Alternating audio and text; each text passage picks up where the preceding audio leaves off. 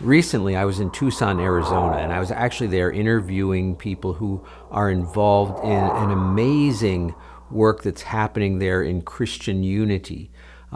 But one of the things that I found, I got to meet the founder of an organization called CityPsalms. His name is Goodall. Brian is also a worship leader, so we talked about some of those things. But he also talked about this organization that he started and why.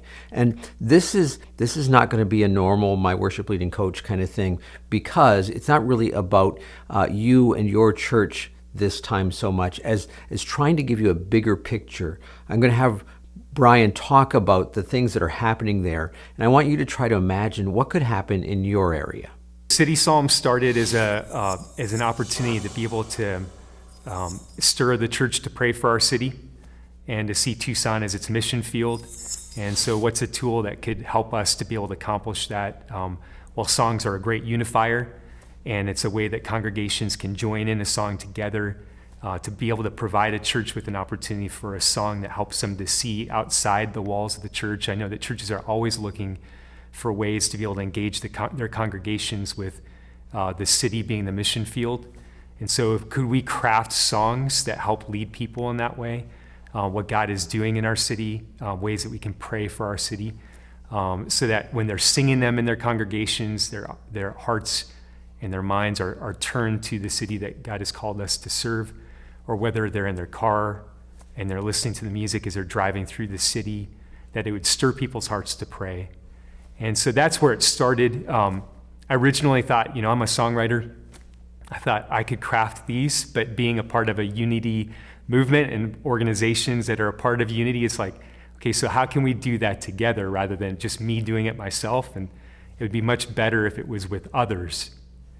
And so was able to recruit a few other songwriters and cast that vision. And we came together to put together an album. And I think just going through that process of working with musicians, songwriters and musicians across multiple congregations all throughout our city to work on a project where we're praying for our city, writing songs of prayer for our city, how much more could we do? That the arts in general, music and arts, have a way of being able to stir culture, and that we have this huge network of Christian musicians and artists who are really talented and gifted and have the ability, if we just provide a coordinated way for those musicians and those artists to use their talents and their gifts outside the church, within the city, to cast a vision of Jesus in our neighborhoods and his movement within our community. I don't think it's hard. It just needs somebody to step up and lead. And I think there are lots of musicians and artists who want to be a part of that. They just don't have opportunities. And so can we just provide opportunities for musicians and artists to work together, to collaborate, to work on projects that impact our city for Christ?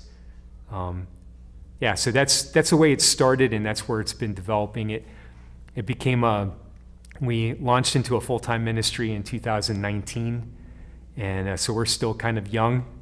But we have several albums under our belts with worship leaders and musicians from dozens of churches and all across different denominations, different ethnicities.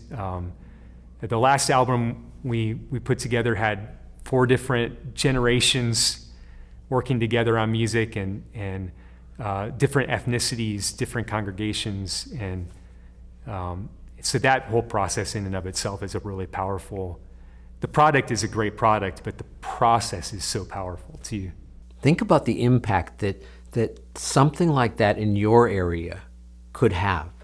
If you and others were getting together and writing songs for your area, were working together to help people to focus on praying for your area and ministering there. I think there's huge potential for something like this across the nation, across the world, really. And what I'm trying to do with this is, I don't necessarily suggest that you should start something, although God might prompt you to do that. But to have that vision of what could happen, and maybe start talking with others, whatever it might be, prayerfully consider this whole idea. Again, maybe you might need to watch this thing through again and just see what's really happening there. Brian shares some pretty amazing things, I think, that are going on there in Tucson that could be happening anywhere. And so I want to encourage you to consider this, prayerfully consider it. What could God do through you and the other people in your area if something like this happened where you are? Brought to you by myworshipleadingcoach.com. Helping you to be more fully equipped as a worship leader.